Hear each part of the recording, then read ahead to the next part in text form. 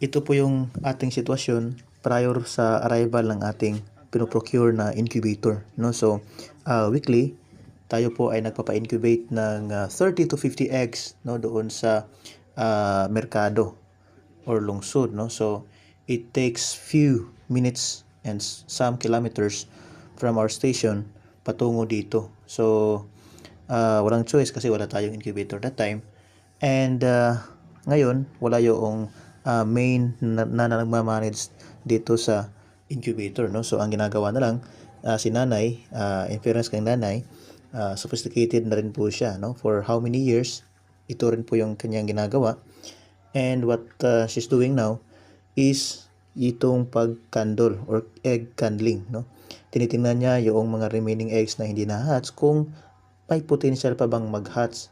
And based sa kanyang assessment, out of 10 eggs na hindi na-hatch, lahat po ay negative, no? So, ang nangyayari ngayon, out of 50 plus 55 eggs yung ating dinadala rito, 40 po yung na-hatch, no? So, in fairness, yung ating mga healthy chicks, very comfortable, very comfortable with the situation, and we are ready na para i-transfer doon sa ating brooding box or brooding cage, no? So, dito mga ka-agree, kapag mapapa-incubate tayo, 8 pesos po yung ating babayaran kapag nagpa-incubate, and another 8 pesos once ma-hatch na po ito, no? So, yung hindi ma-hatch, so mag-quits yun.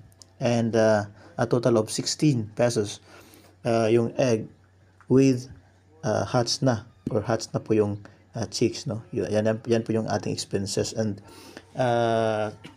yung ating expenses mga ka-agree, a week maring umabot ng 600 to 800, no?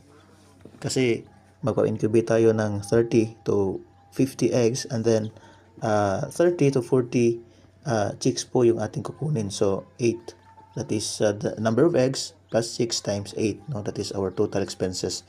So that's why nakapag-decide tayo to buy and to procure our own incubator so that ma-sustain po natin yung production, no? Ito po yung dahilan para lang makapag-produce tayo ng chicks for egg production purposes or kaya yung meat, no? Kasi ngayon meron na tayong 60 to 80 eggs per week. So kailangan na talaga nating bumili ng sariling incubator. So this the way we produce our heritage chicken, mga ka-agree, no? So ready na po ito, and maraming salamat.